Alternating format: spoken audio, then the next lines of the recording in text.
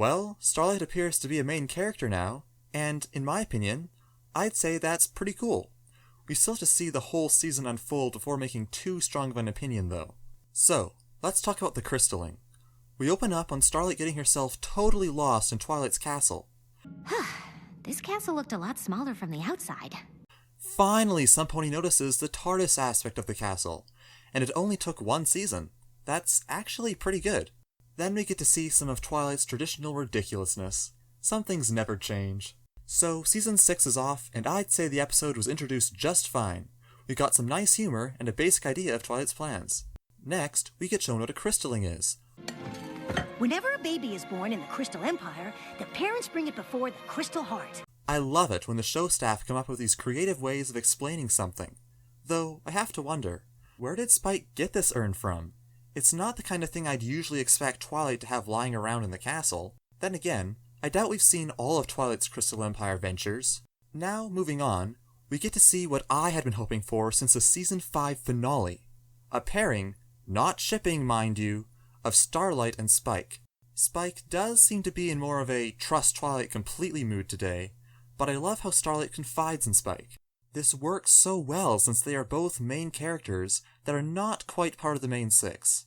They seem to connect really well because they're both third, both seventh wheels, I guess.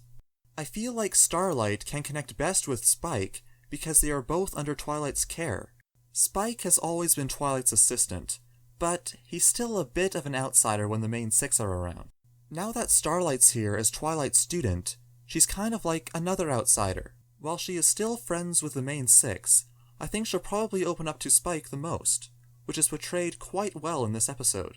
So, continuing on, we see Rainbow, Applejack, and Rarity all have gifts for the royal baby, though we never really get back to that. Shining Armor is hilarious, and then the awesome pairing of Starlight and Spike continues with going to meet Sunburst. And thus begins what I like to call a double plot episode, where there's two storylines that don't really meet up until the end.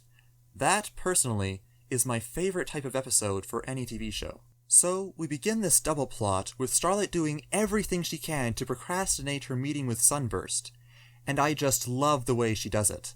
While the Crystal Ponies still weird me out in the way they adore Spike, I think it's awesome how Starlight suddenly jumps on the chance to stall him.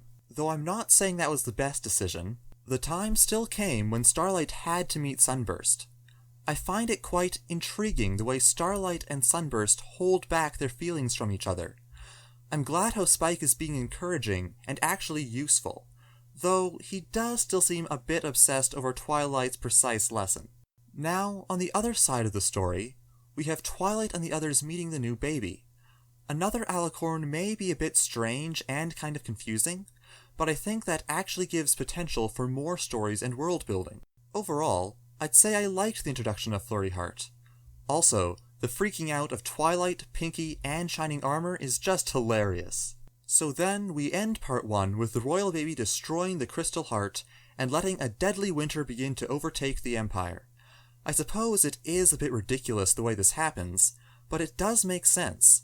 Flurry Heart had a strong cry of unhappiness, which caused a burst of magic that really didn't agree with the Crystal Heart. The heart can fend off most dark forces, but this was the cry of an innocent yet powerful infant. That's nothing like dark magic. So, the main question I get from all this is why would Sunpony build an empire in a place where you need a magic relic to simply keep it intact?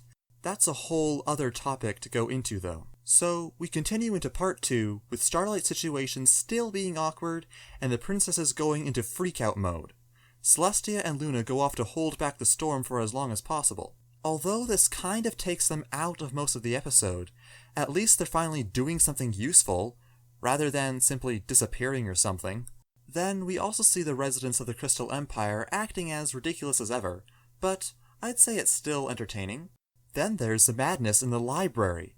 Why is it so fun to see everyone just freaking out over a crazy, oblivious baby? They finally find a book that might be useful, and my first thought was, that poor book has no more than 30 seconds left to live. So, of course, the adorable one sneezes, and mirror, shield, the one thing that might possibly save the whole Empire from oblivion? Good going, Twilight. It is impressive, though, that she's able to remember the whole spell. Not that it really mattered much in the end. Wow, all that work for nothing. It's a good thing Sunburst was around. I really liked it when Starlight and him finally opened up to each other. That key moment is what helped them to communicate with each other, and it is one of the main morals of the episode. In the end, the crystalling itself was actually quite beautiful. Then we come to the last scene of the premiere, and I'm just like, Nightlight? Twilight Velvet? With a speaking role? That was probably the biggest surprise this episode. I'd have to say this season premiere was another success, and I'm excited to see more. I'm Phoenix Gleam, and I'll talk to you later.